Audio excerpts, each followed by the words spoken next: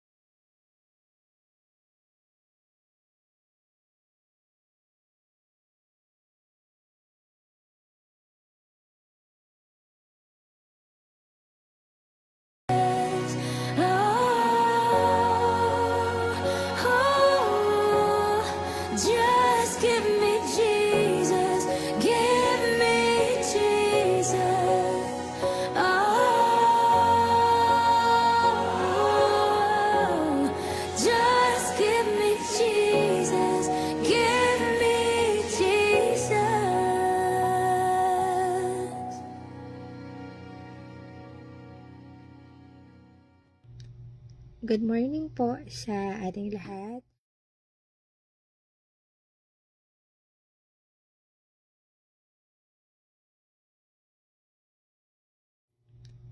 Good morning po.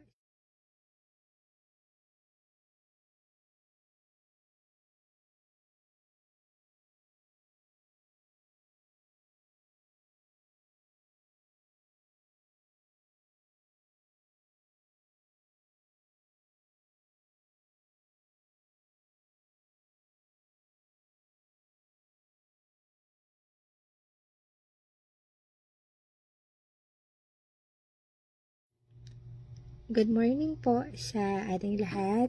Salamat po sa Panginoon sa araw na ito na ibinigay niya po sa atin.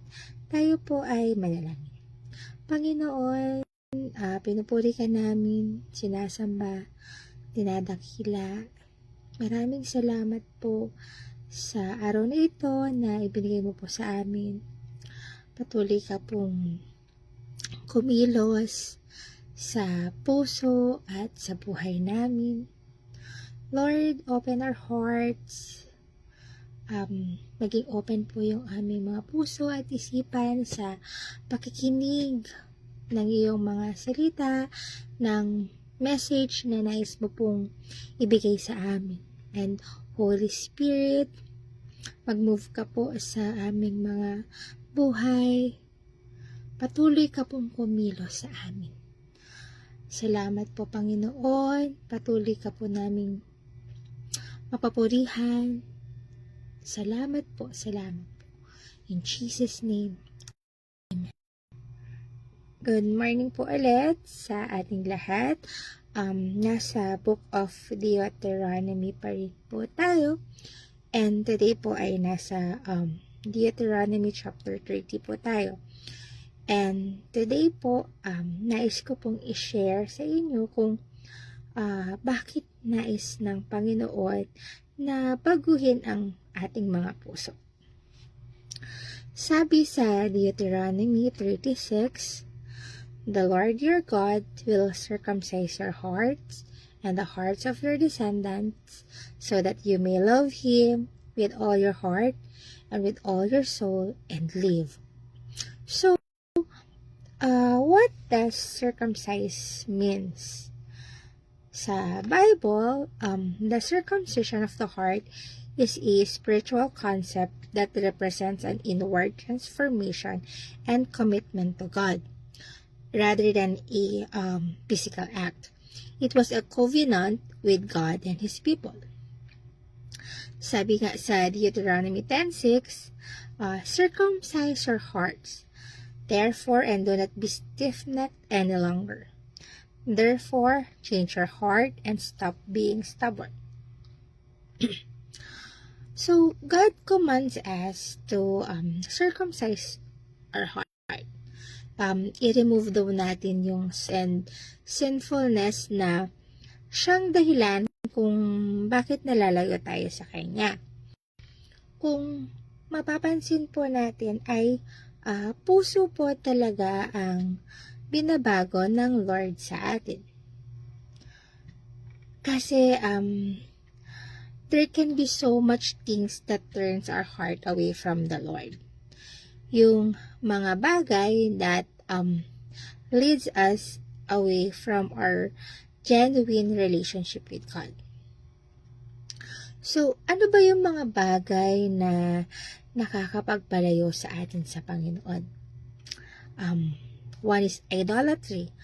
Kapag maiba tayong wino-worship more than God, hindi lang to yung mga physical idol or yung mga santo, but even yung mga bagay na mas binibigyan mo ng importance like material possession or yung mga bagay na mas binibigyan mo ng importance bago ang Panginoon.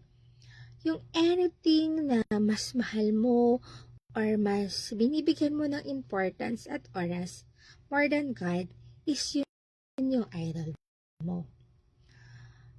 Another thing, sin and unconfessed sin. Yung ating mga kasalanan. Yung mga kasalanan natin, pati yung mga tago natin na kasalanan. Kapag ang kasalanan ay hindi mo naihingi ng kapatawaran, it will cause your heart to become hardened. Kapag ikaw din ay paulit-ulit na gumagawa ng kasalanan without seeking repentance sa Lord, this can lead people further away from the Lord. Ang another one is unforgiveness and bitterness. Kapag meron tayo or hindi na make your heart and pwede rin itong makahinder sa relasyon natin sa Panginoon. Lack of commitment, compromising faith, or not dedicating our heart to the Lord can lead us to spiritual lukewarmness. And maaari rin ito makapagpalayo sa Panginoon. Marami pang mga bagay na maaaring makapagpalayo sa atin sa Panginoon. Pwede rin na we think we are good with God because simply we are attending church, but uma-attend ka lang, but you do not have relationship at Him at all. Parang nagiging ritual na lang na kailangan mong umattend. Kaya, manumbalik tayo sa Panginoon and let us ask God to search our heart. Sabi sa Deuteronomy 30 verse 6, babaguhin ng Panginoon na iyong Diyos ang mga puso ninyo at ang mga puso ng inyong lahi para mahalin niyo siya ng buong puso't kaluluwa at mapubuhay kayo ng matagal. This passage is outlining the blessing and promises of restoration for God's people. Ito yung gagawin ng Lord na i-renew yung puso ng mga tao. Spiritual renewal within the hearts of people. Sa Old Testament, circumcision is a physical act between God and Israel. Pero sa verse na ito ay makikita natin na God promises a spiritual circumcision.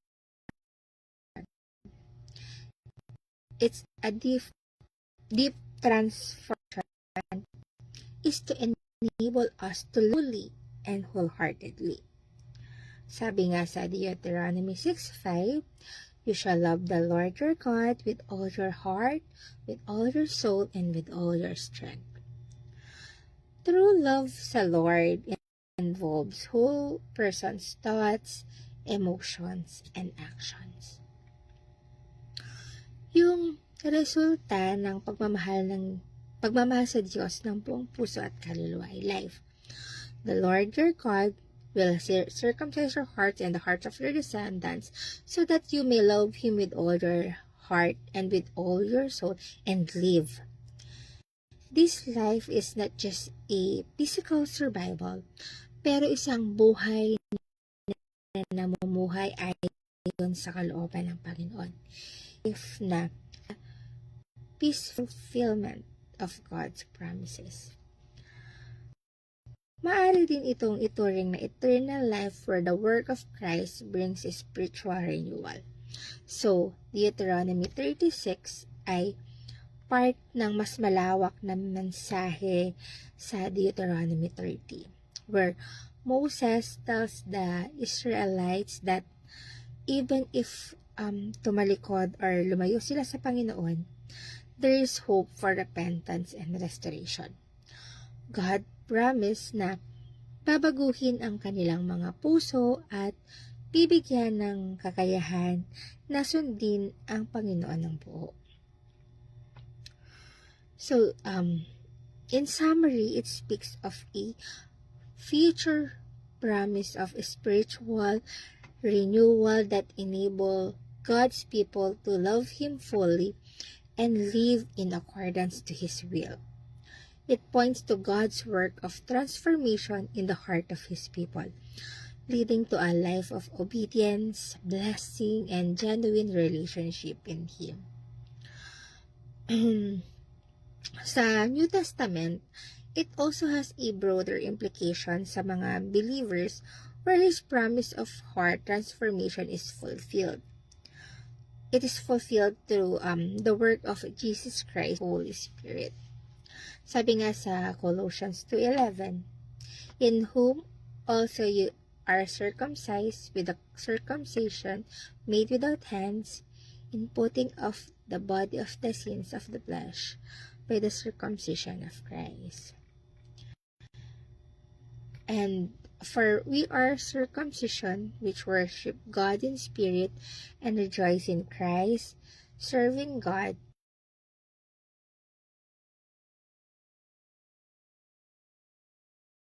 in spirit and not fleshly accomplishment. The only true God and Jesus Christ whom you have sent. Sabi dito, life eternal. Sa verse na ito, this is defined as knowing God. Hindi sapat na alam natin na nalinis na tayo or naniniwala tayo sa Kanya. Hindi sapat na lahat ng yan. Hindi lang para mapunta tayo sa langit, kundi para makilala natin ang Diyos. Not in a shallow way. Yung know sa verse na ito is knowing someone dahil na-experience mo. Hindi dahil narinig mo lang siya sa iba. But you experience it. It is intimate na parang sa mag-asawa. Na it is getting to know each other as years go by. And hindi lang yung parang one-time thing. But it is a growing relationship. Nais ng Panginoon na pagkaroon tayo ng growing and personal relationship sa Kanya. Tayo po ay manalangin. Panginoon, salamat po sa mensahe na ipinagkaloob mo po sa amin. Salamat po na nais mo po na baguhin ang aming mga. Nais mo po na mag-grow kami sa iyo.